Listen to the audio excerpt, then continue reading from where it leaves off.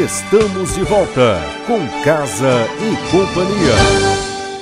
Estamos de volta com o programa Casa e Companhia. No programa de hoje, entrevistaremos a arquiteta Águida de Pádua. Águida, hoje é o nosso primeiro programa, é o primeiro programa Casa e Companhia, e para nós é uma grata satisfação você ter aceitado o nosso convite em participar desse primeiro programa. O prazer é todo meu, Yudi. Eu que fico feliz com o teu convite. Nós tínhamos a preocupação no primeiro programa entrevistar um profissional com conhecimento, um profissional de peso, e nós temos conhecimento da tua atuação e da tua formação. Para nós é um prazer muito grande estar aqui com você no nosso programa.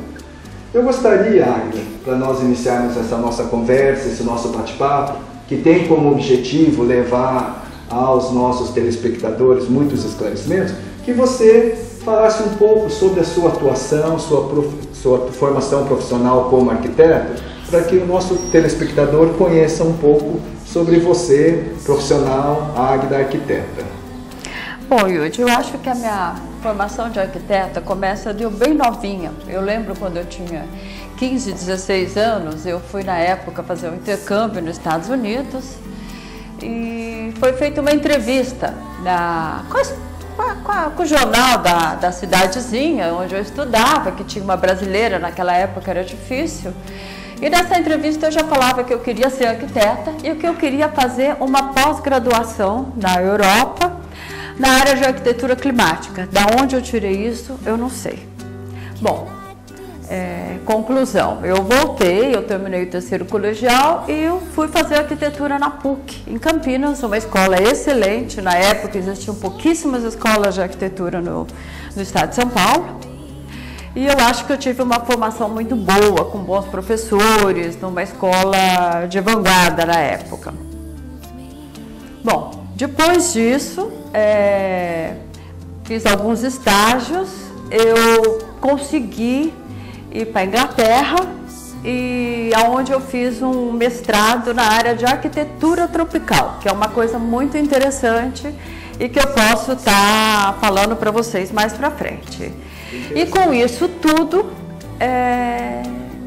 eu já trabalho há 30 anos nessa área, já faz 30 anos que eu sou formada, que é um bom tempo de muita experiência, então eu acho que eu posso falar bastante sobre arquitetura.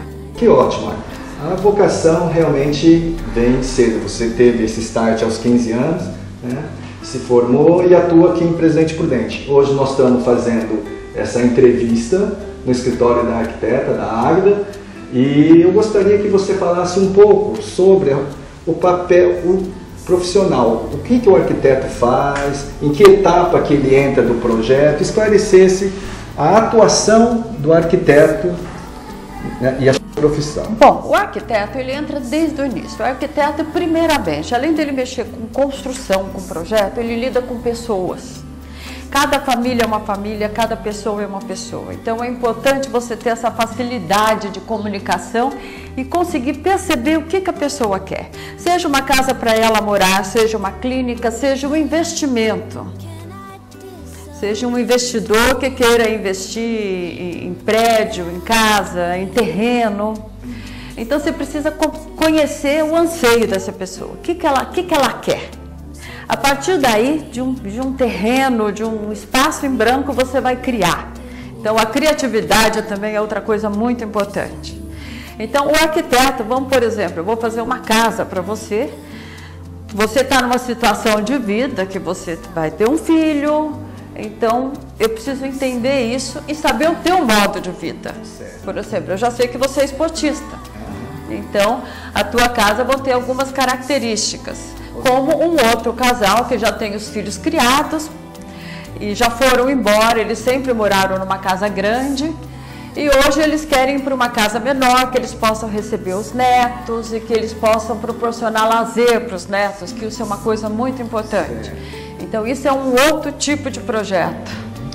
O que você está falando é muito interessante, que eu acho que tem a ver com aquela eterna dúvida, que o cliente fala, o arquiteto não faz o que eu quero. Como fica essa questão? Você tem que conhecer o cliente, saber os anseios dele, mas também tem o seu lado profissional que você, em determinadas circunstâncias, tem que falar, olha, isso não dá para fazer. Como você lida com essa questão? Olha, eu particularmente, eu sou uma pessoa bem flexível, eu gosto muito de conversar com os clientes, eu gosto dessa convivência, eu gosto dos meus clientes, eu viro amiga deles e eu vou querer saber o que eles querem para eu estar colocando isso num projeto. Agora, tem algumas coisas básicas que, por exemplo, se o meu cliente quer fazer uma churrasqueira, mas ele quer voltar essa churrasqueira para o lugar onde vai bater sol à tarde, eu falo, eu não vou fazer isso. Porque vai bater sol à tarde, vai ser quente e você não vai usar. Então, isso é um ponto básico, né? O outro ponto básico, às vezes o cliente ele quer uma casa, ele imagina uma casa que na cabeça dele, então eu tenho que ir pela lógica, eu tenho que entender que se eu der uma lógica para esse cliente, se ele conseguir entender a minha lógica, ele vai aceitar isso. Então, justamente esse é o meu papel. Ele é inteligente, ele sabe. Desde que eu consiga, como profissional, explicar o porquê para ele. Não adianta eu falar, é assim porque eu quero assim. Não sou eu que quero, quem quer é ele. E você acha que, por exemplo, a pessoa tem interesse em construir, mas ele ainda não comprou o terreno? Convém consultar um arquiteto antes de comprar o terreno ou você acha que não é necessário? Eu acho que convém sim. Bom, primeiro existe a oportunidade dele estar comprando o terreno, que às vezes é uma questão de negócio, ele tem que resolver. Aí o arquiteto vai ter que se virar com o terreno. Agora, se ele tem o tempo e ele pode escolher, eu acho que convém. Posição do sol é importantíssima, é a primeira coisa. Topografia do terreno, né? De repente um terreno inclinado pode ser ótimo para o que ele quer. No caso, por exemplo, de uma clínica que eu já fiz aqui em Prudente faz muitos anos, ele achava que um ponto fraco do terreno é que o terreno tinha uma caída muito grande para o fundo e era esquina. Eu falei, pelo amor de Deus, você pode comprar esse terreno já, porque embaixo nós vamos fazer todo estacionamento, que é uma coisa muito valorizada hoje em dia no projeto comercial, e fazer uma clínica toda no nível térreo. Que interessante isso, né? A oposição, a opinião do arquiteto foi fator decisivo na escolha do terreno, né? Nós voltaremos no próximo bloco tratando mais desse assunto com a arquiteta Águida de Pádua. Você está assistindo Casa e Companhia.